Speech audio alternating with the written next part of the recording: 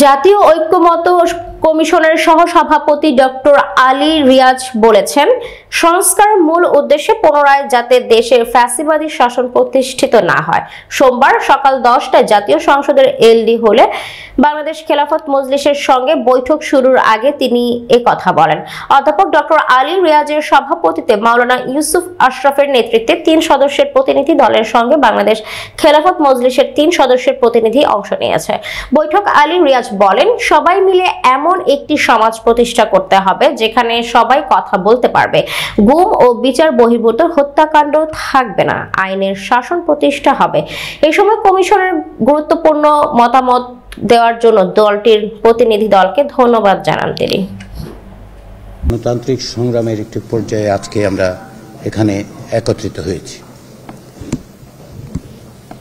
11টি commission, সংস্কার commission নিয়োগ দেওয়া হয়।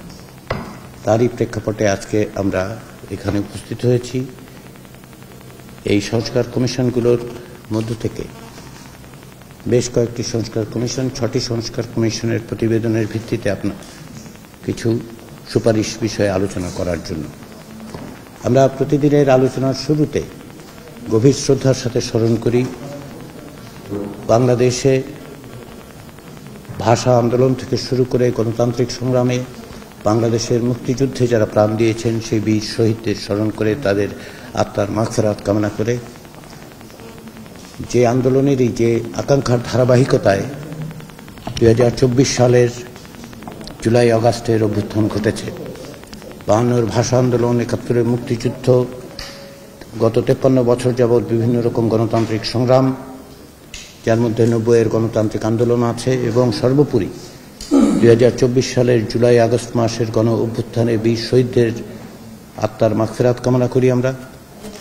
যারা আহত হয়েছেন, যারা এখনও বিভিন্নভাবে আহত আছেন, তাদের সুস্থতা কামনা করি আমরা।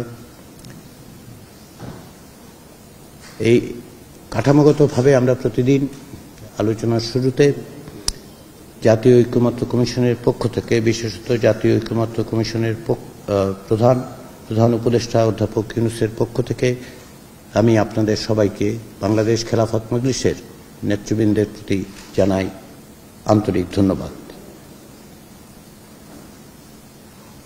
এই কমিশনগুলোর পক্ষ থেকে বিশেষত সংবিধান সংস্কার কমিশন, নির্বাচন ব্যবস্থা সংস্কার কমিশন, দুর্নীতি দমন কমিশন বিষয়ক সংস্কারের জন্য কমিশন, পুলিশ সংস্কার, জনপ্রশাসন সংস্কার এবং বিচার ব্যবস্থা সংস্কার সংক্রান্ত যে সমস্ত প্রতিবেদন, তার সার সংক্ষেপ করে আমরা বিভিন্ন রাজনৈতিক দলের কাছে তাদের মতামতের জন্য পাঠিয়েছিলাম, এবং তারই পরিপ্রেক্ষিতে বাংলাদেশ খেলাফত মজলিসের পক্ষ থেকে আপনারা অত্যন্ত সুচিন্তিত মতামত আমাদেরকে দিয়েছেন।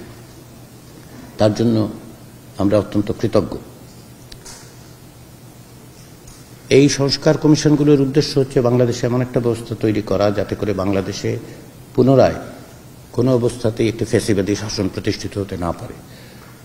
পাশাপাশি যেন জনগণের অধিকার প্রতিষ্ঠিত হয়, জনগণ যেন বুঝতে পারেন যে তাদের যে অধিকার সেটা সুরক্ষিত আছে। তারই প্রেক্ষাপটে সংবিধানের সংস্কার, নির্বাচন ব্যবস্থার সংস্কার সহ বিচার বিভাগ সহ বিভিন্ন ক্ষেত্রে রাষ্ট্র সংস্কারের উদ্যোগ নেওয়া হয়েছে। বাংলাদেশ খেলাফত মজলিস বাংলাদেশের রাজনীতির ইতিহাসে দীর্ঘদিন যাবৎ সক্রিয় আছেন। আপনারা বিভিন্নভাবে বিভিন্ন আন্দোলনের সংগ্রামে যুক্ত থেকেছেন, আপনারা ভূমিকা পালন করেছেন, আপনাদের কর্মীরা প্রাণ দিয়েছেন, আহত হয়েছেন, নিপীড়ন নির্যাতন সহ্য করেছেন।